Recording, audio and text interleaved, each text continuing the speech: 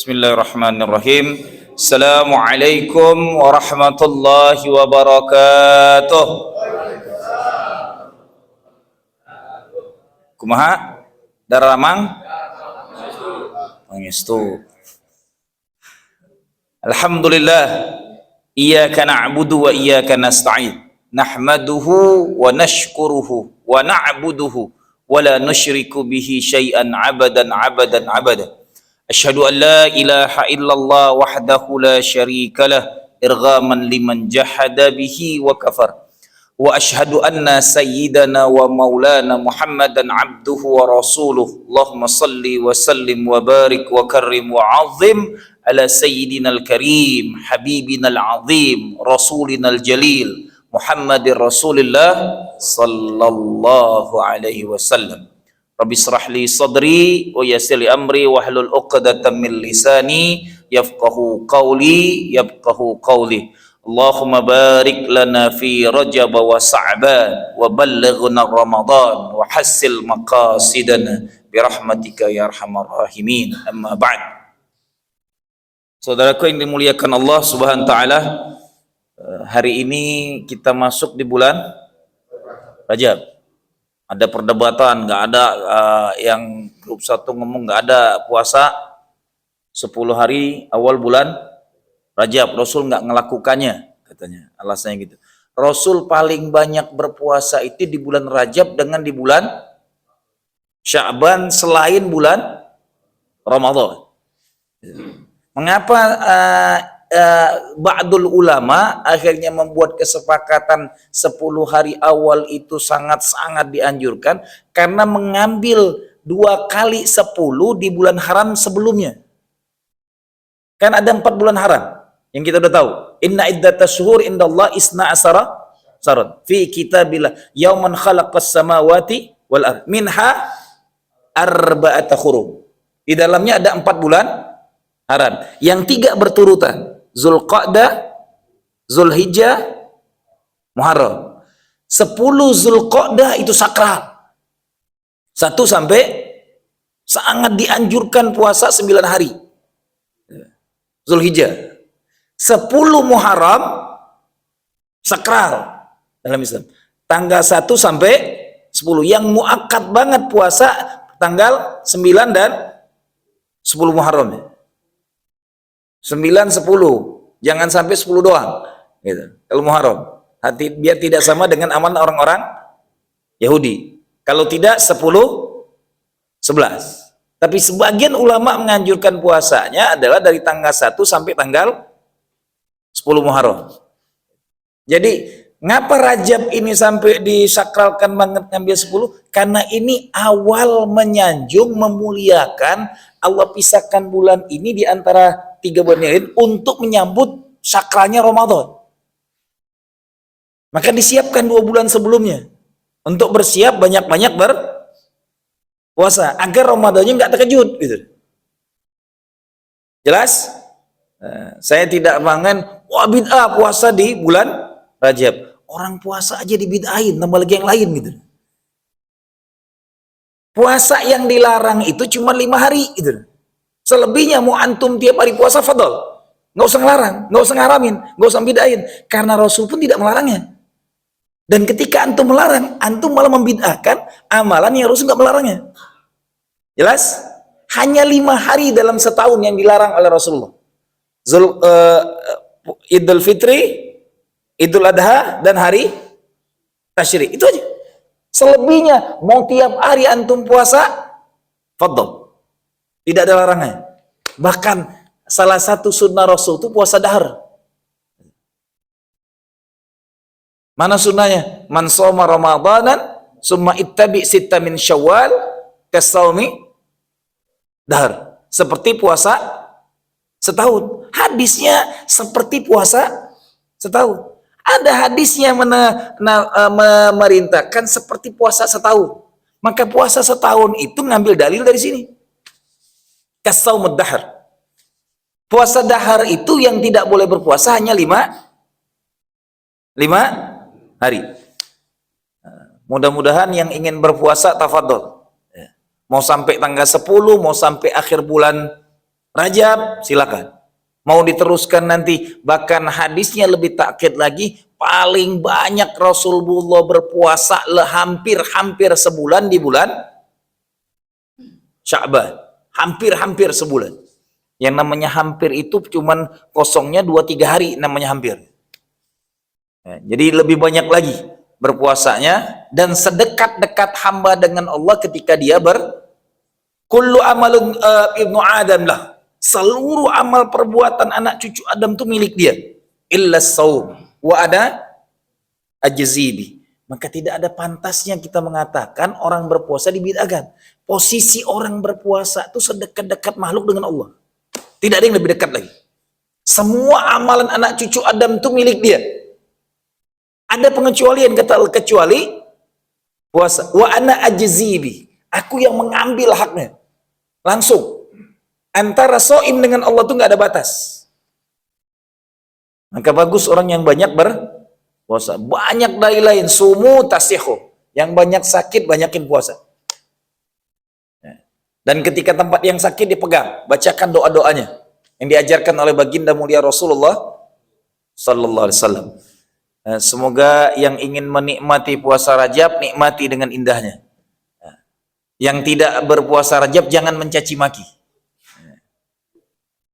Agar sering menghormati, memahami bahwasanya tidak ada satu dalil pula yang melarang untuk puasa di bulan Rajab ini. Nggak ada dalilnya. Ngarang-ngarang aja dibid'ahin. Gimana? Bagaimana akan membid'ahkan sedang orang paling mulia orang yang berpuasa?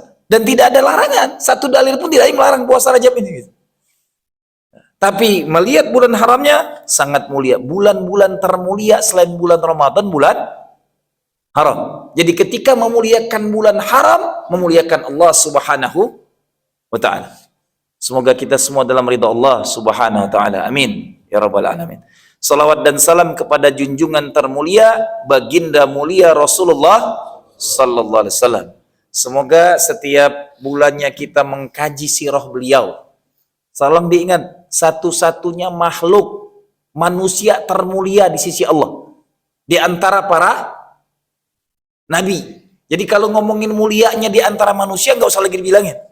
Di antara para nabi dan rasul, baginda mulia paling mulia. Maka ketika kita mengkaji makhluk mulia ini, semoga cahaya kemuliaannya turun ke kita semua. Amin. Ya Rabbal Alamin. Maka hadirkan hati ketika mengkaji sirah. Yang kita kaji ini bukan makhluk sembarangan. Dan bersyukurnya pula kita menjadi umatnya. Dan pengikut setianya. Amin. Ya Rabbal Alamin. Dan kelak satu doa yang sudah dikunci oleh Rasulullah, semua umatku akan kuberikan syafaat di yaumil mahsyar. Semoga kita semua dipantaskan oleh Allah mendapatkan syafaat Rasulullah sallallahu alaihi wasallam. Amin ya rabbal alamin. Tapi saudaraku yang dimuliakan Allah, ini bulan Rajab. Kemarin kita sirahnya sampai pemboikotan yang sangat tragis.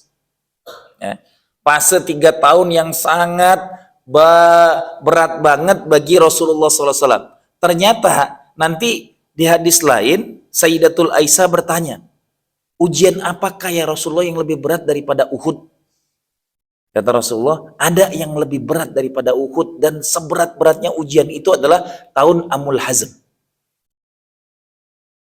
Tahun duka citanya. Amul Huzni. Tahun duka cita. Inilah tahun yang paling menderita setelah pemboikotan. 2 orang mulia ini, yang satu paman yang dari umur 9 tahun bersama pamannya, bapaknya Sayyidina Ali bin Abi Thalib. Pamannya Abi Thalib ini bukan orang sembarangan, yang membentuk karakternya, ya, tolong dipahami, yang mendidiknya, mengajarkannya ada, mengajarkannya hidup, membimbingnya menjadi pengusaha hebat, membentuk karakter kepemimpinan, membentuk karakter orang yang paling humble di tengah watak tingkah orang Arab itu kasar. Jelas? Sampai hari ini kalau antum ke Mekah lihat aja deh. Roh, seenak dia aja. Enggak ada tadi ngaling-ngaling kan gitu. Jelas? Tapi karakter ini dibentuk oleh seorang paman lamanya Ketika pamannya meninggal, umur Rasulullah 50 tahun. Ya. Berarti 41 tahun dibimbing, dididik, dibina, dibentuk oleh seorang paman yang sangat mulia ini. Bukan cuma membimbing, mendidik, dagang diajak. Adakah hari ini anak 12 tahun tamat SD sudah berdagang lintas benua? Ketemu dengan segala bentuk jins. Jins ini bentuk manusia. Kalau antum ke Mekah sekarang sudah ngelihat yang mata biru, yang wajahnya gede banget gitu, yang hitamnya masya Allah, matiin lampu kagak kelihatan apapun gitu. Kelingnya keling abis gitu, lebih keling dari Bilal gitu kan. Ketemu semua jins. Itu di umur 12 tahun sudah berdagang 1980 km hari ini. Kalau hari ini pakai apa? Jalan darat, dulu jalannya gak jelas. Di perjalanan terlalu banyak, ingat, setiap perjalanan itu kalau tidak dilindungi paman yang hebat ini, Nabi Yusuf aja jadi hamba sahaya.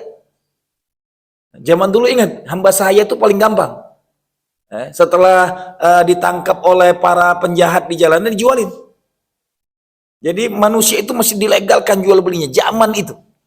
Dilindungin oleh paman 12 tahun, diajak berdagang, perdagangan internasional. Bukan perdagangan sembarangan. Bentukan paman yang hebat. Yang bukan sembarangan membentuknya. 41 tahun dibina oleh pamannya. Ketika meninggal, dia merasakan benar-benar kehilangan sosok yang menaunginya dalam segala kehadiran hidupnya. Bukan cuman membentuknya, bukan cuman mendidiknya, bukan punya cuman mengajari berdagang dengan cara yang hebat. Nanti didikan dagang paman ini membentuk karakter pedagang terulung di zamannya. Yang tidak ada duanya. Cara berdagangnya dia kaji. Kok orang berdagang kayak gini dia rubah semuanya. Sampai Maisaro terpincut dengan cara dagang Rasulullah. Belum pernah ada orang bawa dagangan Sayyidatul Khadijah sehebat baginda Rasulullah. Keuntungannya sampai 10 kali lipat. 10 kali lipat itu artinya 1000%. Jelas? Bukan 100%. Kalau 100% itu ada 1 kali lipat. Ini 1000%, 10 kali lipat. Jadi kalau untungnya orang biasa 1 juta, dia 10 juta. Itu mau terpijit. Siapa yang mendidik awalnya? Paman yang mulia ini. Bukan cuman mendidik, tadi saya bilang, bukan itu. Tapi mengayominya, melindunginya dari segala bentuk kecongkakan kafir Quraisy yang ingin membunuhnya. Ingat, pemboikotan ini yang sangat parah. Kalau tidak ada pamannya, bukan lagi diboikot, harus dibunuh. Dan saat tergenting inilah kata Rasulullah, kenapa Amul Khuzn itu paling berat? Karena 2 orang pengayom terbaik yang tidak ada duanya meninggalkannya. 1 paman menjadi pemimpin suku Quraisy yang sangat disegani, yang sangat ditakuti. Bahkan kematiannya pun Rasulullah di sampingnya. Saya yang ada pengikut Dajjal setia ini, pembisik yang sangat parah, pamannya Abu Lahab di sampingnya pula. Kata Rasulullah, ya ammi, wahai paman, kesebutkan asyhadu an la ilaha illallah. Hanya minta itu, enggak usah ngakuin Muhammad Rasulullah. Itu aja saking dimudahkan. Yang satunya bisikin, tetaplah dengan agama nenek moyangmu karena engkau makhluk mulia di negeri ini. Terus diulang-ulang. Biasa yang kalau di doktrin kata, setiap kebodohan, kesalahan yang diulang-ulang akan menjadi kebenaran yang menjadi tradisi. Begitulah faktanya. Terus didoktrin tiap detik. Jadi perang doktrin inilah yang membuat pamannya memilih tetap dengan milah nenek moyang. Tapi luar biasanya setelah pamannya memilih, ini hebatnya Rasulullah. Jadi kalau kita baca sirah itu jangan cuma dibaca sekali lagi. Setelah pamannya meninggal, apa kata Rasulullah di sini? Wahai pamanku, aku akan memintakan syafaat di yaumil mahsyar kelak, dan aku akan meminta kepada Allah, kalaupun kan turun ayat nantinya kan, innaka lan tahdi man ahbabta walakinnallah yahdi may yasha. Engkau tidak akan bisa memberi hidayah kepada siapapun yang engkau cintai. Tapi hidayah itu milik Allah. Hebatnya, belum ada nabi terdahulu berani mengatakan dengan syafaatnya, kelak di yaumil mahsyar aku akan memintakan syafaat untuk pamanku. Dan satu-satunya orang kafir kelak yang diazab di neraka jahanam cuman sampai betisnya doang. Dengkulnya pun nggak kena. Jadi nanti di neraka itu ada kaki orang yang cuma masuk neraka, ke sininya selamat. Dialah Abu Thalib. Antum bayangin, orang kafir saja bisa dikasih suaka oleh Rasulullah. Tambah lagi kita yang muslim. Dan satu-satunya orang kafir yang dapat naungan Rasulullah, azab paling ringan di yaumil mahsyar kelak, di neraka jahanam. Dia tetap masuk neraka, tapi aku akan membelanya, memintakan suakanya, agar kelak azabnya cukup sampai betisnya saja. Dan kulnya pun nggak kena. Allahu Akbar. Mengapa sampai demikian? Secara faktanya, Abu Thalib lebih hebat dari kita untuk baginda Rasulullah. Apapun dia berikan, hartanya, perlindungannya, mendidiknya, membentuk karakternya, menjadikan dia orang hebat. Nanti balas budi Rasulullah, Sayyidina Ali diambil dari sejak kecil. Itu cara Rasul balas budi ke pamannya. Tapi ini kadang-kadang kita nggak ada sunnah pula, setelah diambil dinikahkan dengan anak yang terbaik pula. Didikan Rasulullah dinikahkan dengan anak tercintanya yang paling sangat amat dicintai. Ini luar biasa nih. Ada siroh yang kadang-kadang kita nggak paham. Jadi mengambil anak paman itu bukan mahram, ya. Jelas? Nasab benar, tapi dia bukan mahram bagi anak kita. Hati-hati, anak paman ke rumah, anak kita nggak berjilbab, dia bukan mahram lagi tuh. Karena dia halal nikah. Paham? Jelas? Paman yang membentuk 41 tahun. Amul Huzni ini adalah peristiwa paling nyeseknya bagi Rasulullah. Di tengah ujian terus bertubi-tubi, di ujian lebih berat lagi. Jarak antara meninggal paman dengan segala keindahan cerita yang disabarkan tadi, nanti aku akan memintakan suakanya, kemudian akan membelanya, mendampingi sakaratul mautnya pun dibisikkan ke pamannya. Di telinga kuping kanan dia membisikkan pamannya, menjagainya, di telinga kirinya Abu Lahab yang sangat bengis. 3 bulan setelah pamannya meninggal, menyusul. Cuman 3 bulan. Dalam sirah itu, pamannya meninggal di bulan Rajab, istrinya meninggal di bulan, Sayyidatul Khadijah meninggal di bulan Ramadan. Ini luar biasa nih. Satu di bulan haram, satu di bulan istimewa. Sedangkan saya selalu bilang, Pak, Bu, yang minta meninggal di bulan mulia, di hari mulia, di tempat mulia adalah yang laki-laki. Saya sudah sampaikan berkali-kali ini, mengingatkan, tolong minta mati itu di menit dari sekarang.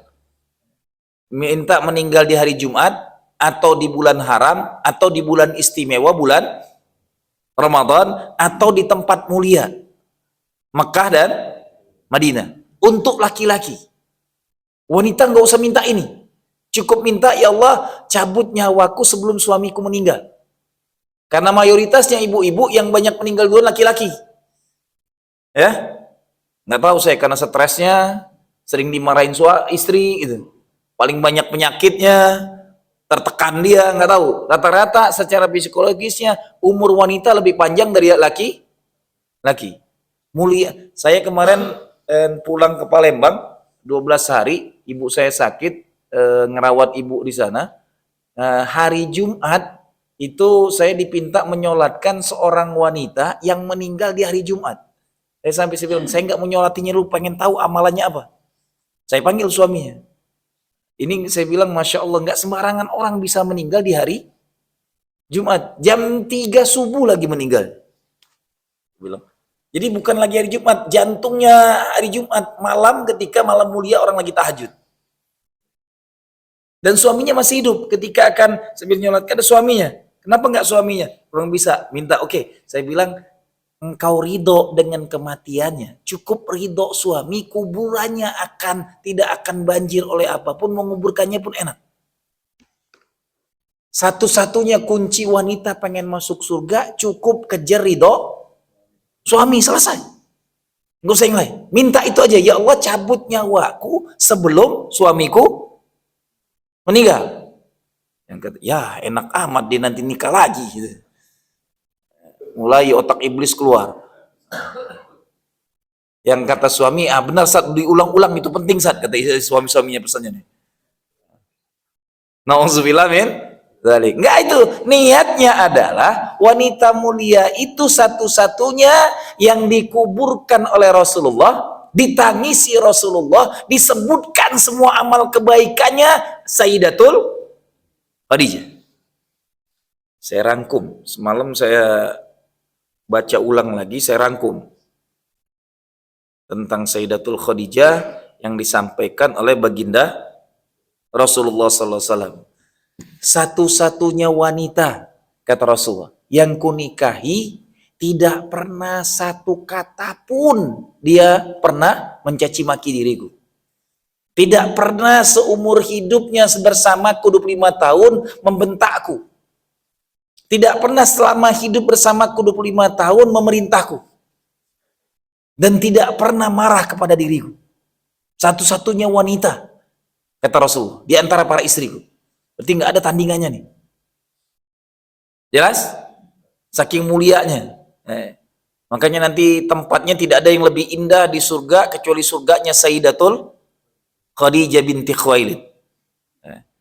Itu yang pertama. Yang kedua, satu-satunya wanita di muka bumi ini, bahkan dari para istriku, yang memberikan anak terbanyak kepada diriku. Dapat anak dari Sayyidatul Khadijah sebanyak 6. Dari rahim Sayyidatul Khadijah yang umurnya berbanding 15 tahun. Allahu Akbar. Saya bayangin kalau setiap 2 tahun sekali yang sebagaimana disabdakan dalam Al-Quran, ya kan? Dalam Al-Quran itu memiliki anak 2 tahun sekali.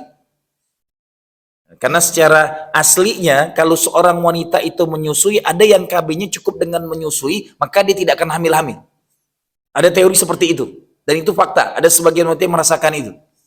Ya. Baru tahun kedua, ini kadang-kadang suami nggak tahu diri juga, anak kerap banget gitu. Zolim itu namanya. Kalau 2 tahun sekali saja, kali 6.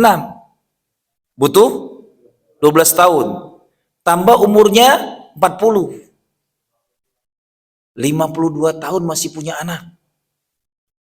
Itu kalau kita pukul rata aja 2 tahun. Luar biasa wanita ini. Dalam umur yang sangat amat berumur, orang Indonesia, umur 40 aja udah nggak mau punya anak lagi. 52 tahun masih punya bayi. Kalau kita ngambil per 2 tahun sekali. Maka harus menyatakan di situ tidak ada yang wanita memberi ke anak sebanyak Sayyidatul Khadijah. Tidak ada wanita yang hartanya kuhabiskan untuk dakwah dan beliau memberikan hartanya itu untuk keluargaku melebihi keluarganya. Luar biasa. Sayyidatul Khadijah itu kalau ibu susuan Rasulullah datang dari kampungnya Halimatu As-Sa'diyah, kampungnya di Sa'diyah. Sa'diyah itu 100 km lagi dari Taif. Ke atas lagi, lebih dingin lagi. Jadi didikan pertama Rasulullah itu kampung yang dingin gitu. Lebih ke atas lagi dari Taif. Kampungnya itu. Kalau datang ke Mekah mengunjungin Rasulullah, yang nyambutnya anaknya dengan sangat memuliakan Sayyidatul Khadijah. Melebihi ibu kandung Rasulullah. Bahkan dalam suatu sirah disebutkan terkadang sampai ketika akan pulang dikasih oleh Sayyidatul Khadijah ke ibu susuannya nih 40 ekor kambing. 1 ekor kedelai membawa barang, 1 ekor unta. Dalam satu kunjungan datang. Halo, ini bukan ibu kandungnya. Yang hari ini banyak banget mertua ribut dengan menantunya.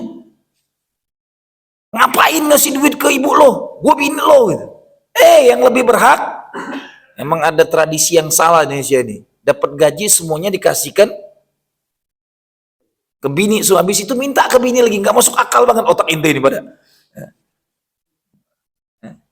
Gak ada sunnahnya memberikan semua pendapatan kita kepada istri gitu. Malah harusnya dari gaji kita itu kita berikan sekian ke istri. Dan milik kita berapa untuk memberi orang tua kita berapa. Bukan akhirnya jadi ribut ketika mau ngasih ke orang tua. Mau ngasih besar banget gitu. Penyakit wanita kalau sudah tahu akhirnya ribut deh. Paham? Dengan disembunyikan antum nggak berdosa juga daripada jadi keributan. Ada bohong yang dibolehkan kan dalam Islam yang tidak menyakiti istri. Tapi tradisi kita ini unik emang Indonesia ini. Punya gaji langsung. Bahkan karena sudah dikasihkan mulu, sekarang mau ditarik. Wah, panjang itu ributnya. Bisa berbulan-bulan pintu rumah nggak dibukain. Karena udah jadi tradisi yang salah gitu.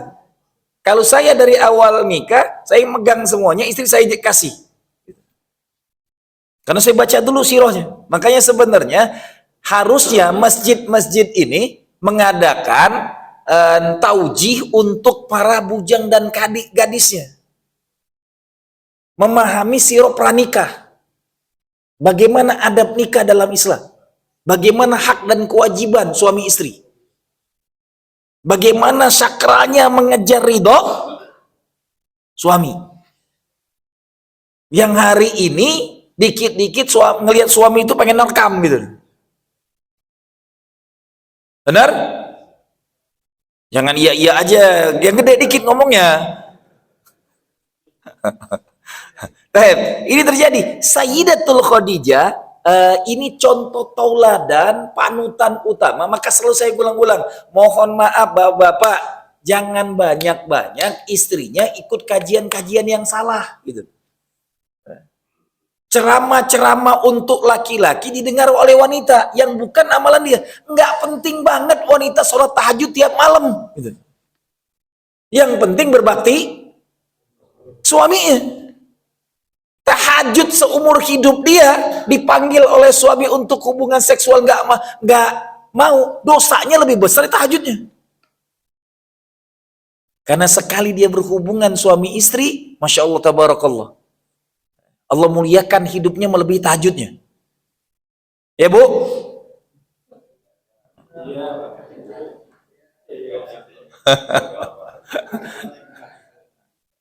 Ini makanya saya bilang selalu antum lihat dalam Al-Quran itu rata-rata panggilan ya ayyuhalladzina amanu itu untuk laki. Ayat-ayat untuk wanita itu takhusus, sangat dihususkan. Surat An-Nisa, ya, surat Maryam,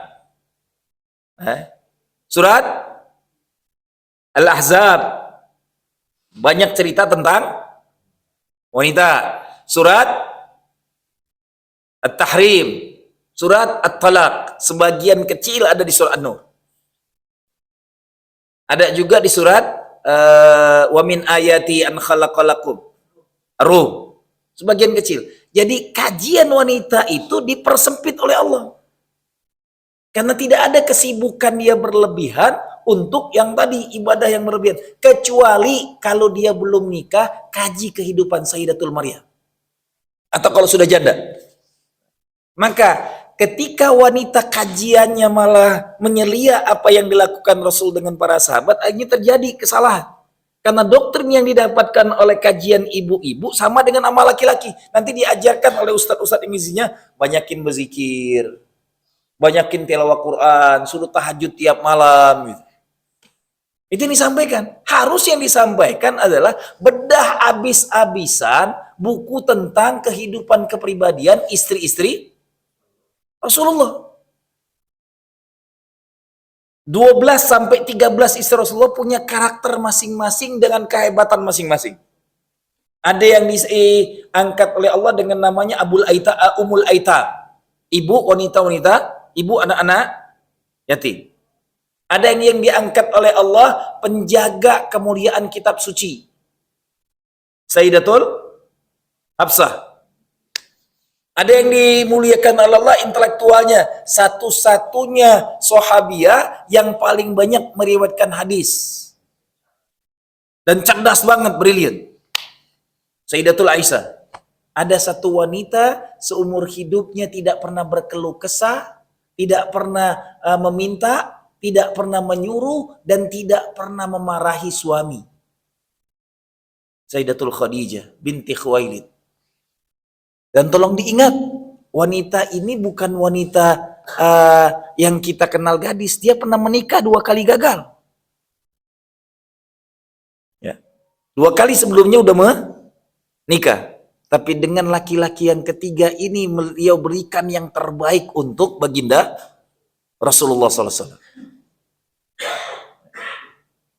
Disitulah disebutkan oleh Rasulullah SAW dengan membanggakannya kepada istri tercinta yang terkasih yang mendampingi beliau selama 25 tahun.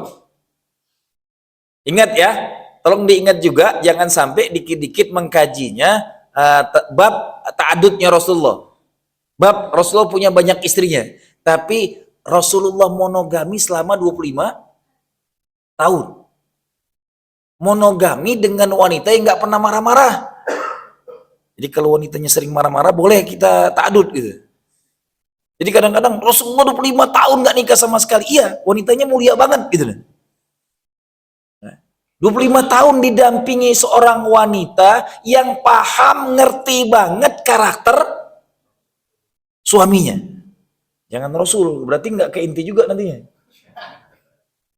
Kewajiban wanita itu memahami karakter suaminya. Paham banget. Bahkan jam berapa Rasulullah pulang dia tahu. Dan bersolek untuk suaminya.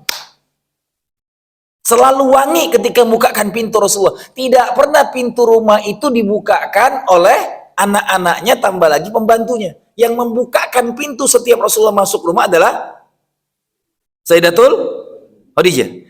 Tolong dicatat. Saya selalu ingat mengulang-ulang, Sayyidatul Khadijah mendapatkan jaminan surga, belum ada perintah sholat 5 waktu. Belum turun, nanti setelah meninggal Sayyidatul Khadijah ada peristiwa hebat nanti. Belum ada sholat 5 waktu. Wanita mulia ini bukan ahli ibadah yang dikenal dengan sholatnya hebat, tidak. Sholat 5 waktu pun belum ada. Tapi baktinya kepada Rasulullah yang sangat memuliakan Rasulullah, tidak pernah marah, tidak pernah nuntut, tidak pernah ribut, tidak pernah berkata sesuatu yang tidak pernah disukai oleh Rasulullah SAW. Allahu Akbar. Inilah karakter wanita pilihan Allah yang disiapkan mendampingi suami yang banyak masalah. Di tengah siroh-siroh nanti dalam Al-Quran menceritakan ada nabi dan anaknya durhaka. Nabi Allah Nuh alaihissalam. Makanya kalau antum banyak, tolong diingat, hati-hati ya. Ketika wanita itu banyak durhaka, anak-anaknya akan banyak anak-anak durhaka. Karena pembentuk karakter utama al-ummu madrasatul ula. Ibu itu adalah sekolah pertama bagi anak-anak kita. Ketika ibunya bejat, ibunya durhaka, ibunya jauh dari syariat Allah, anak-anaknya akan lebih bejat lagi. Jelas? Tapi ketika ibu itu soleh, ayah sebejat apapun, nggak ada masalah. Eh? Ini kebalikannya nih. Bentukan karakter seorang anak kecil yang dihanyutkan di sungai, dididik oleh seibu yang sangat amat solihah, suaminya Tuhan. Nabi Allah Musa alaihissalam, suaminya ngaku dirinya Tuhan, nauzubillah min dzalik. Tapi ibunya Sayyidatul Asia. Terbentuk jadi nabi, hebat nabinya pula itu. Jadi ini dua, wanita durjana, hobi dengan sesama jenis, adalah suaminya Nabi. Nabi Allah Lut alaihissalam. Jadi Al-Quran banyak menceritakan kehidupan nabi-nabi terdahulu pun punya istri yang durhaka. Tapi ini sosok Nabi mulia didampingin oleh wanita yang sangat amat mulia, karakternya mulia, hidupnya mulia, rezekinya pun banyak. Sirah yang kita membandingkan kekayaan Sayyidatul Khadijah, dikumpulkan semua saudagar di Mekah, itu tidak sebanding dengan kekayaan Sayyidatul Khadijah. Jadi ini apple to apple nih. Semua saudagar Arab digabungannya di satu dengan Sayyidatul Khadijah, kekayaannya masih kaya Sayyidatul Khadijah. Allahu Akbar. Wanita mulia yang punya kekayaan sangat mulia di zamannya, tapi ketika dia menjadi istri, dia langsung sami'na wa ta'na. Ini menunjuk, lihat nih, yang harus diingat oleh saya dan kita semua, ketika ada wanita yang punya jabatan, punya kekayaan, kadang-kadang jadi angkuh. Ngerasa di atas suaminya, punya jabatan, kerjanya lebih tinggi, suaminya dihinakan. Ini mengelihatkan sirah yang sangat luar biasa. Wanita dengan kekayaan luar biasa, lebih kaya dari semua saudagar. Nggak usah ngomongin orang-orang selain saudagar di Mekah gitu. Semua saudagar Mekah dikumpulkan, dia kekayaannya lebih kaya. Mendapatkan seorang Sayyidina Muhammad Rasulullah langsung taat. Tanpa tedeng aling-aling. Allahu Akbar. Nah, bayangin oleh antum, kalau sudah berteman, menjadi teman setia, mendampingi dengan segala keindahannya, ujian-ujian berat dilewati dengan wanita ini, dia tidak hadir lagi. Yang paling cemburu dengan Sayyidatul Khadijah itu wanita yang bernama Sayyidatul Aisyah. Bayangin oleh antum, kehidupan 25 tahun itu tidak bisa sebanding dengan istri yang satu-satunya perawan pun nggak sebanding. Tetap teringat semua kebaikannya. Begitulah laki-laki ketika mengingat kebaikan wanita. Cuman kebanyakan wanita ngingat, itu antum yang ngomong ya. Itu faktanya hadis. Ya, makanya kebanyakan wanita masuk neraka jahanam bukan mereka tidak sholat, bukan mereka tidak beribadah, karena mereka durhaka kepada suami. Itu sebabnya. Ibu-ibu hati-hati, ranjau syaiton itu sadis. Maka tolong diulang-ulang, saya selalu ngomongin bu-ibu, minta dikuburkan oleh suaminya. Ketika dikuburkan oleh suami, suami ridho sampai neteskan air mata ke wajah Sayyidatul Khadijah, itulah menjadi asbab Sayyidatul Khadijah mendapatkan surga yang tidak pernah dimiliki oleh siapapun wanita di muka bumi ini. Hatta Hurul Ain pun kalah. Dibuatkan surga terbaik, paling tenang, paling indah, tidak ada keberisikan apapun, semuanya dari permata. Tempatnya Sayyidatul Khadijah yang mulia, karena selama hidupnya tidak pernah berbuat bising apapun, tidak pernah ribut dengan suaminya, diberikan tempat paling mulia di jannah Allah. Allahu Akbar. Bayangin reward yang Allah berikan dengan seorang wanita yang memuliakan suaminya, mentakzimkannya, memuliakannya, membuatnya punya izah yang sangat luar biasa. Makanya kadang-kadang ada suami di luar betang-tang beting-ting, di rumah ciut deh. Kebanyakan suami yang marah-marah di luar itu karena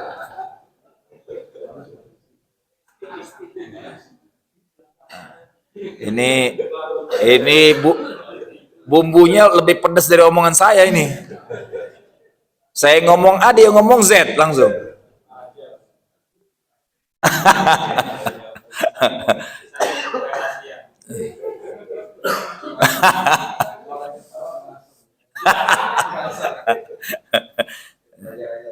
Ya, nikmatilah, itulah istri kita hari ini.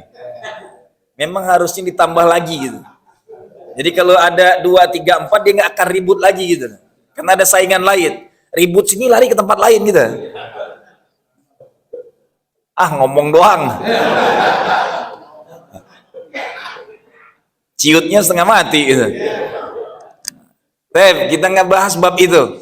Kita bahas bab wanita mulia ini adalah makanya kadang kan banyak yang dikaji gini, Rasulullah tidak pernah menikah lagi selama 5 tahun karena pendampingnya wanita sangat hebat, menuntaskan semua masalah kehidupan baginda Rasulullah.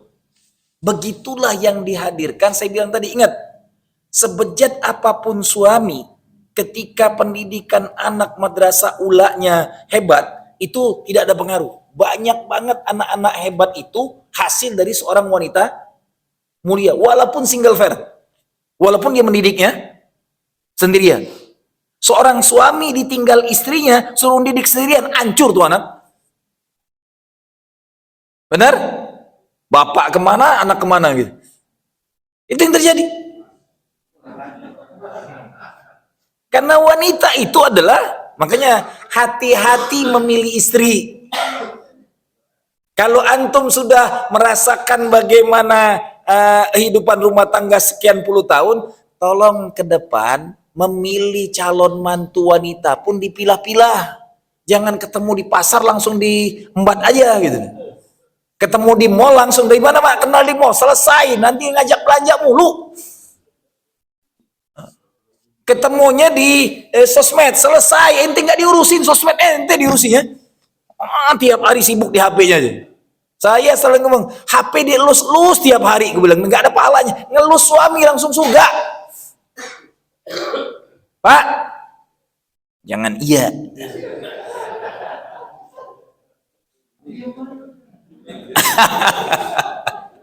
Kena juga. Ini yang saya pengen, kenapa ini perlu dipahamkan mendetil kepada kita semua? Karena pembentukan karakter makhluk mulia ini Allah siapkan banget dengan detil untuk mendampingi kehidupan paling tragis. Berat hidupnya. Nikmat diberikan selama umur sampai 40 tahun. Selesai 40 tahun kesedihan meradang sampai 13 tahun. 10 tahunnya didampingi oleh orang wanita termulia. Selesai amul khuzni, inilah yang ditanyakan oleh Sayyidatul, adakah yang lebih berat dari perang Uhud? Mengapa Sayyidatul Khadijah Aisyah nanyakan itu? Karena Rasulullah terpukul banget ketika di Uhud. Yang meninggal itu orang-orang hebatnya, sahabat-sahabat mulianya, as-sabiqunal awwalun, paling banyak meninggal di perang Uhud.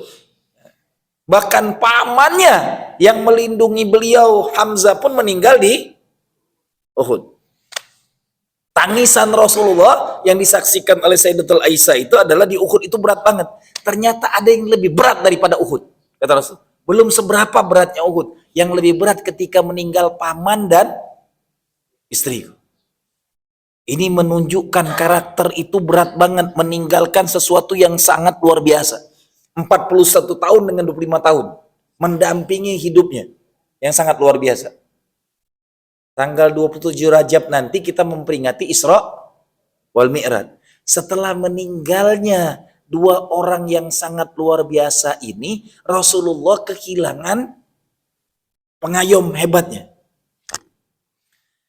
1 bulan setelah Sayyidatul Khadijah meninggal, Rasulullah menikahi seorang wanita tua, janda yang ditinggal suaminya ketika pulang hijrah dari Habasyah, yang bernama Saudah binti Zam'ah. Bulan Syawal. Dua orang yang dinikahi di bulan Syawal nantinya. Tahun selanjutnya Sayyidatul Aisyah. Makanya salah satu kenapa banyak nikah di bulan Syawal, Saudah dan Aisyah itu dinikah di bulan Syawal beda tahun. Setahun setelahnya. Baru nanti wanita ketiga yang dinikahi Rasulullah itu dengan yang gadis dan virgin hanya Sayyidatul Aisyah. Itu pun di umur yang masih diperdebatkan. Dalam sirahnya ada yang mengatakan 12 tahun, ada yang 9 tahun, ada yang mengatakan serumah dengan Rasulullah yang 12 tahun gitu. Ada dalam sirah yang mengatakan serumah dengan Rasulullah di umur 15 sampai 18 tahun. Ini sirah. Saya cuma mengatakan pendamping keduanya wanita yang hampir punya karakter seperti Sayyidatul Khadijah karena hobi berkorban. Mendampinginya. Jadi 1 bulan doang setelah meninggal Sayyidatul Khadijah, bulan Syawal Rasulullah menikahi Sayyidatul Saudah. Cuman kehidupan Rasulullah di Mekah sudah hambar. Orang-orang kafir Quraisy sudah melihat peluang tidak ada pelindung Rasulullah. Akhirnya ngumpulin sahabat. Inilah awal terjadinya intisar, penyebaran dakwah. Jadi ternyata setelah dijepit dengan segala masalah berat di Mekah yang membuat beliau hidupnya makin sengsara dengan ujian beratnya dan kesengsaraan yang menjadi-jadi, orang-orang Arab menaikkan tekanannya. Kalau dalam sirah tuh bahasanya gini, beratnya ujian 10 tahun ada pamannya itu lebih berat lagi 3 tahun terakhir. Diujinya. Tapi setelah pamannya meninggal ini dengan orang-orang kafir Quraisy ingin membunuhnya, Rasulullah ngumpulin sahabat-sahabatnya, menyebarkan sahabat ke seluruh seantero di luar Mekah. Memulai dakwah dilebarkan. Mengutus sahabat kemana-mana untuk ngelihat kapling baru dakwah ini. Dan beliau sendirilah sosok dai yang langsung pertama kali keluar berdakwah ke pertama kali kaki Rasulullah keluar dakwah di kota Mekah itu ke Taif. Itu pertama kali dakwah di luar. Yang langsung dilakukan oleh Rasulullah sendiri tanpa mengajak sahabat-sahabat mulianya. Tidak membawa Sayyidina Abu Bakar, tidak membawa Sayyidina Umar, tidak membawa Sayyidina Ali, hanya membawa sekretaris pribadinya. Zaid bin Harisah. Hanya berdua aja. Sirah yang saya baca, biadabnya kafir Quraisy ini sebelum Rasulullah mau pergi ke Taif, dia udah tahu informasinya, mereka duluan pergi ke Taif. Inilah yang namanya sewor, yuwaswis, memberikan berita hoax. Makanya saya pun aneh lihat. Awal kali terjadinya musibah Sumatera, langsung sewor di media sosial itu adalah negatif. Ini bukan musibah, ini bukan bencana, ini adalah illegal logging, masak kayu gelonggongan, langsung didoktrinkan di otak kita itu adalah kejahatan manusianya. Yang perlu diingat terkadang, jangankan itu, kalau sudah 5 hari berturut-turut hujan terus, kita aja sekarang ngerasain. Jumat kemarin mau pergi ngantor pun males gitu. Ya. Itu hujannya masih gerimis-gerimis. Ini hujannya deras terus. Ya. Nanti Allah kasih ujian lebih parah lagi. Saudara kita yang tragis banget, semua rumahnya dibombardir habis-habisan, gedungnya dihancurkan, mereka sekarang merasakan sengsaranya tahun-tahun dingin dan datang hujan badai. Saudara kita yang ada di Gaza. Ini hebatnya perang opini, ini hebat bener hari ini. Orang musibah yang dikajikan dibalikkan dengan macam-macam. Tujuannya saya tahu banget, agar kita nggak punya empati. Terlepas dengan segala kebejatan para pengusaha, saya tidak melihat itunya, terserah itu urusan mereka yang nanti bertanggung jawab dengan Allah, tapi musibah banjir bandang, tsunami apapun yang harus diingat, setiap orang yang meninggal di sana, mereka meninggalnya dalam keadaan syahid. Ini yang kita hilang sirahnya gitu. Harusnya mereka orang-orang mulia. Berbondong-bondong membantu sana, itu membantu orang-orang yang syahid. Jelas? Jadi meninggal karena banjir bandang itu syahidnya Allah. Nah, sewornya tadi seperti Rasulullah ke Taif dijelekin. Terbentuk tidak ada satu pun orang Taif yang mengimani Rasulullah. Jangan dengarkan dia membawa agama yang aneh. Orang ini orang gila, ngomongnya pun nggak benar. Kami pun orang-orang Mekah nggak nerima dia. Kami akan membunuhnya. Terus pokoknya segala bentuk yang membuat orang-orang Taif nggak mempercayai Rasulullah. Semua yang dikumpulkan oleh orang-orang yang dikumpulkan oleh kafir Quraisy ini adalah tokoh-tokoh pembesar Taif dikumpulkan semuanya. Sampai Utbah dan Raibah pun dikumpulkan di situ. Semuanya lengkap. Yang didapatkan ke Taif derita. Tidak satu pun orang-orang Taif yang beriman. Nah, kadang-kadang kita nih langsung ngelihatnya orang Taif bejat semua. Padahal ada alladzi yuwaswisu fi minal jinnah. Hati-hati. Makanya nanti rewardnya Allah beli, derita Taif itu menyengsarakan. Sengsara banget gitu. Udah jalan jauh-jauh, nanjak ke atas pula, daerah yang dingin, memilih tempat itu, saya mikirnya gini, Masya Allah, kalau waktu itu yang dibukakan Taif, indah banget daerahnya. Tapi Madinah, lebih hebat lagi perencanaan Allah. Kenapa dipilihkannya Madinah? Ini terkait dengan tata letak ternyata zona perang. Satu-satunya cagar alam terbaik di Jazirah Arab yang semuanya dilindungi oleh gunung batu. Kalau orang-orang Eropa pengen punya daerahnya bagus, dia membangun benteng yang sangat tebal, itulah menaklukkan Konstantinopel, butuh 26 tentara terbaik Islam baru takluk. Saking hebatnya benteng. Allah siapkan bentengnya cagar alam. Makanya nanti ketika perang Khandaq itu karena mereka mau masuk kota Madinah, hanya jalan itu satu-satunya, nggak ada jalan lain. Karena mereka sudah pernah mencoba lewat Uhud, mati semua itu, nggak berhasil. Cara lain akhirnya apa? Lewatin gunung dulu. Cuman gali parit aja nggak jadi perang. Jadi mencari dakwah ini disebar. Maka inilah yang nanti akan jadi rujukan dakwah yang dilakukan oleh Jama'atul Tabligh. Jadi pertama kali sirop pengiriman sahabat kemana-mana itu setelah tribulasi meninggal Amul Huzni dan orang-orang Arab kafir Quraisy naikkan tekanannya lebih tinggi lagi. Yang menyengsarakan. Nanti doa Rasulullahnya ketika orang Taif tidak ada yang beriman satupun, bukan cuma nggak beriman. Bukan cuma mencaci maki Rasulullah, ditimpukin dengan kotoran binatang, kotoran manusia, bebatuan. Ditimpukin.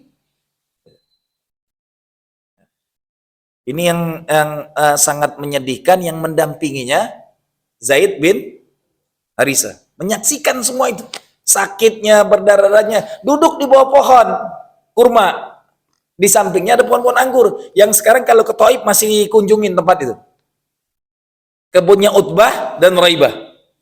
Dua orang pemilik kebun yang punya hamba sahaya bernama Adas. Datang dia disuruh memberikan air minum. Pas mau minum Rasul mengucapkan Bismillahirrahmanirrahim. Kata Adas, belum pernah ku dengar kalimat ini dari semua orang yang ku kenal di Taif. Ditanya Rasul, min aina anta? Ana min Ninawa.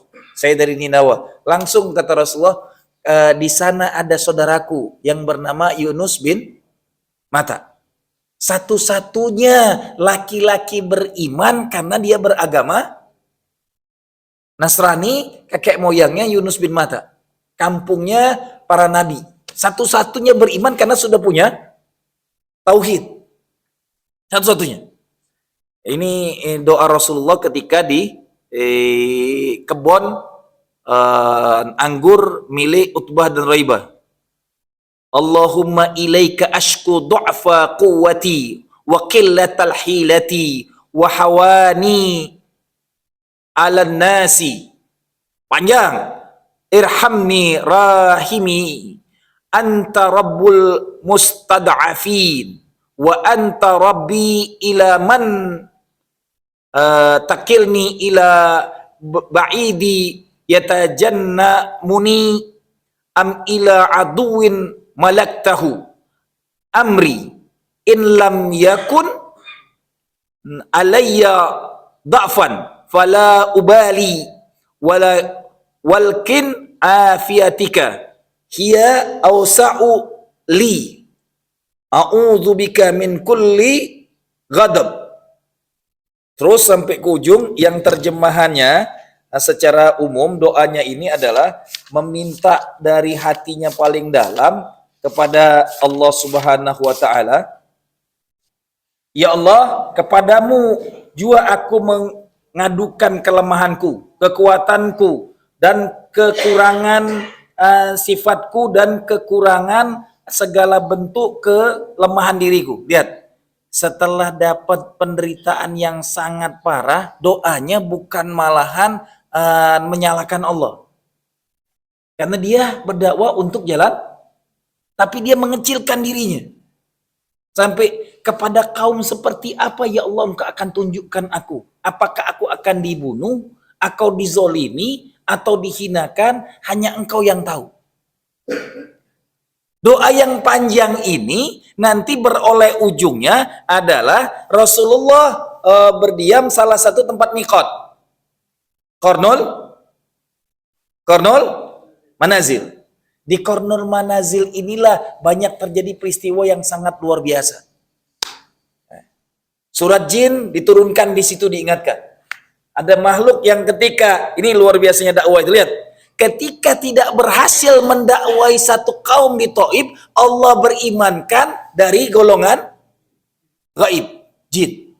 Yang Rasul nggak tahu. Ternyata ketika Rasulullah sedang membaca Al-Quran di Qarnul Manazil, golongan jin menyikmat dengan indahnya. Menikmati semua itu. Baru diberitahu dengan ayat Allah, ada segolongan jin yang akan beriman kepadamu. Jadi ada busro-busro yang Allah berikan. Jelas?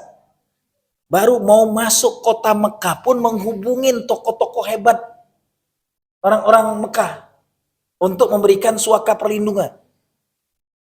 Tangisan Rasulullah di bawah pohon dijawabnya dengan doa lain, didatangkan malaikat di Qarnul Manazil, penjaga gunung-gunung. Yang kata malaikat Jibril, apapun yang engkau pintakan kepada malaikat penjaga gunung ini, dia siap dengan perintah dari Allah. Nih yang membuat malaikat sampai terharu banget, doa ujungnya itu, aku tidak mengharapkan azab bagi mereka. Yang aku harapkan mereka beriman kepadaku, yang kelak anak cucu mereka akan beriman kepada Islam. Di buku sirah Ramadan Al-Buti, di buku sirah Safiur Rahman Al-Mubarakfuri, inilah watak adab yang belum pernah dimiliki nabi terdahulu. Ketika semua nabi terdahulu dizolimi, dihinakan oleh kaumnya, langsung minta azab. Satu nabi mulia ini yang karakternya menyelia kehidupan manusia. Fitrahnya kita kalau disakiti pasti membalas dengan, kecuali suami-suami soleh ini, disakitin gimana pun oleh bininya masih aja sabar. Luar biasa antum mengalahi Rasulullah kesabarannya. Semoga kesabaran kita beroleh jannah Allah, amin. Sabarnya Rasulullah ini adalah tempaan paman yang sangat hebat tadi. Di sini diceritakan detil sampai dia meminta, ya Allah, sekiranya mereka sekarang tidak beriman kepadaku, yang kuharapkan anak cucunya. Doa inilah yang nantinya, makanya ujungnya saya ketika membaca sirah ini terkejut, kajian Isra Mi'raj itu muncul setelah 10 tahun dengan ujian berat. Baru diajak tamasa robbaniyah ilahiyah, wisata ruhiyah yang sangat luar biasa. Setelah diuji dengan paceklik yang sangat parah, derita yang sangat menderitakan, satu kaum yang kampung yang sangat diharapkan dengan daerah dinginnya untuk menjadi, ini dideritakan, disengsarakan, ditimpuki dengan kotoran binatang, hasilnya diajak tamasa. dihibur oleh Allah. Hiburannya nggak sembarangan. Belum pernah ada nabi diberikan surat Al-Isra ayat 1. Subhanalladzi asra bi abdihi lailan minal masjidil haram ilal masjidil aqsa alladzi barakna haulahu. Satu-satunya makhluk mulia yang diberikan reward dengan kesabaran yang tidak ada duanya. Setelah mendoakan, setelah dizolimi, semua nabi, semua rasul terdahulu meminta azab bagi kaumnya. Ini malahan mendoakan kebaikan. Dipanggil oleh Allah. Tolong diingat ya, 13 tahun di Mekah tuh belum pernah puasa Ramadan. Ya. Nanti perintah puasa Ramadan itu tahun kedua Hijriah. Jadi ini peristiwanya, yang ada amal Rasulullah di Mekah itu apa cuman? Sholat dan sholat dan sholat. Waktu sholatnya cuma 2, malam hari dan pagi dan petang. Itu aja sholatnya. Ternyata rata-rata Nabi terdahulu sholatnya cuma 2 waktu, pagi dan petang. Nanti doa Nabi Allah Zakaria, ya kan, yang ketika meminta kepada Allah di waktu pagi dan petang, itu adalah memintanya di waktu sholat mereka. Jadi sironya sholat itu sudah dilakukan oleh nabi-nabi terdahulu. Sholatnya nabi-nabi terdahulu itu hanya di waktu pagi dan petang. Makanya nanti ketika peristiwa Isra wal Mi'raj ini, kenapa yang lain diperintahkan sholat, Nabi mulia ini harus diajak dulu ke Sidratul Muntaha. Sampai Sidratul Muntaha, malaikat Jibril selesai, nggak dampingnya lagi. Sampai beliau bertemu dengan Allah. Nanti ada jidal, ketemu dalam bentuk wajah atau tidak. Terlepas dari itu semua, satu-satunya Nabi mulia yang diajak tamasa melewati haknya malaikat paling mulia. Jibril itu mendampingin semua Nabi dan Rasul. Khusus mendampingin Rasulullah cuman sampai mentok di hak dia. Makanya ini makhluk mulia. Lihat, saya cuma mengingatkan kepada antum semua, ketika kita punya ujian berat, ya, tolong diingat, ketika kita punya ujian berat, dan ujian itu kita bersabar dengan ujian seberat itu, rewardnya nggak pernah masuk akal. Jadi yang tadi ngeluhkan kayak gini-gini, nikmatin aja. Nanti rewardnya nggak pernah masuk akal dari Allah ketika diuji. Begitulah yang diberikan kepada Rasulullah. Kesabaran yang tidak ada bandingannya diajak. Makanya salah satu, jadi wisata itu amalan sunnah yang wisatanya bukan wisata biasa. Wisata robbaniyah yang langsung diajak tamasa ke temu dengan, kalau iman ke surga, Nabi dari surga semua. Tapi wisatanya langsung wisata ketemu robbaniyah. Yang tidak ada pernah diberikan oleh siapapun sebelum dan sesudahnya. Allahu Akbar. Itulah beratnya ujian. Maka peristiwa Isra Mi'raj bukan menerima perintah sholatnya. Sholat itu sampai diberikan 50 waktu agar makin banyak Rasul dekat dengan Allah. Nabi paling jahil itu masih terjadi juga, ketemu Nabi Allah Musa, apa? Perintah sholat 50 waktu. La ya Muhammad. 50 waktu nggak ada waktu lain. Dalam sirah, beberapa sirah dan hadis yang saya baca, bukan 55 turunnya. Tapi ini sebenarnya kalau saya ngelihat kecerdasan Nabi Allah Musa mendidik pemuda hebat setelahnya Nabi. Berarti orang yang paling banyak ketemu dengan Allah berkali-kali di muka bumi ini hanya, lihat, ini ajaran Nabi Musa yang cerdas nih. Minta lagi dengan Allah, berarti datang lagi, ketemu lagi, ngobrol lagi.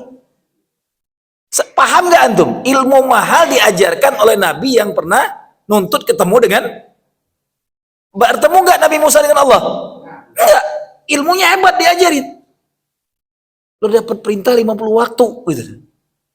Nggak mungkin umatmu minta lagi turun 10, tinggal 40. Nggak mungkin turun 10 lagi. Ada sirah lain yang mengatakan 5. Yang saya banyak baca di hadis-hadis sahih 10. 5 kali dia ketemu dengan Allah baginda mulia Rasulullah. Luar biasa. Ini nggak sembarangan nih, gitu. Satu makhluk diajarin oleh orang yang pernah nantangin pengen ketemu Allah, gitu. Ketika ada kesempatan diulangnya. Sampai sudah dapat 5 pun, lo pergi lagi, minta lagi. Hebatnya Nabi Musa tuh emang masih nuntut lagi dia. Jadi wajarlah Yahudi itu selalu minta yang paling enak selalu. Akhirnya apa? Kata Rasulullah, aku ridho dengan 5 waktu ini. Dan aku siap dengan segala konsekuensinya. Barulah Allah mendengarkan itu semua. Dan dia tidak naik lagi. Berarti kalau yang 5 enak banget 10 kali. Tapi Siro di kitab Bukhari mengatakan 10 baru tinggal 5 kali di beliau Rasulullah bertemu dengan Allah. Subhanallah walhamdulillah wala ilaha illallah Allah Akbar. Mohon maaf waktunya sudah jam 6. Ini kalau yang puasa, kita ini sekarang puasa terpanjang dalam siklus hari kita. Hampir 14 jam. Lihat subuhnya aja jam 4 lewat 13. Azan maghribnya jam 4 lewat 9. Jam 6 lewat 9. 14 jam. Sejarah kita puasa itu paling panjang di bulan Desember. Makanya kalau ketemu puasa bulan Desember paling panjang nanti. Paling enak di bulan yang agak-agak panas, kita cuma 12 jam lebih sedikit. Ini panjang banget nih puasanya. Sahurnya ke malaman, bukanya sampai malam lagi. Ini puasa paling panjang kita, hampir 14 jam kurang 3 menit. 3 atau 4 menit. 14 jam. Semoga yang berpuasa Allah muliakan, doa-doa kita diijabah oleh Allah Subhanahu wa taala, dan Allah ridho dengan semua amal kita semua. Amin ya rabbal alamin. Kita tutup dengan istighfar. Astaghfirullahaladzim, astaghfirullahaladzim, astaghfirullahaladzim. Subhanakallahumma bihamdika asyhadu an la ilaha illa anta wa astaghfiruka wa atubu ilaik. Saya cuma mengingatkan di ujung, pahami peristiwa Isra Mi'raj itu ending akhir dari segala bentuk ujian yang sangat berat. Baru diberikan reward. Maka ketika kita punya banyak masalah, kenapa ketika ada ribut di rumah tangga harus keluar dari rumah? Jelas? Jangan berlama-lama, karena ini sirohnya. Jadi ketika lagi banyak-banyak masalah, dikeluarkan dari masalah dunianya, diajak ke masa yang lebih luar biasa. Begitulah cara Allah menyelesaikan masalah hidup umat ini. Siro paling hebatnya, lagi berat-beratnya masalah, diajak wisata Robbaniyah. Yang Robbaniyahnya asli banget, langsung ketemu dengan sang Khalik Allah Azza wa Jalla. Semoga kita paham, setiap ujian itu jangan dihadapi dengan cara kita. Datangi Allah, pasti akan ada solusi terbaik. Ke masjid boleh, masjid paling hebat lagi datangin gitu. Mekah wal Madinah. Jadi kalau lagi banyak masalah, lebih bagus lagi ngadunya di sana. Lagi banyak masalah dengan istri, pergi aja sendirian ke sana, minta, ya Allah berikan istri terbaikku gitu. Ya bisa aja dia yang jadi lebih luar biasa, urusan Allah gitu. Jelas? Ini udah ngartikannya kemana-mana, itu urusan Anda yang menerjemahkan. Saya nggak ikut-ikut dengan terjemahannya. Billahi taufiq wal hidayah wal ridha wal inayah. Assalamualaikum warahmatullahi wabarakatuh. Sallallahu ala Muhammad sallallahu alaihi wasallam. Sallallahu ala Muhammad sallallahu alaihi wasallam.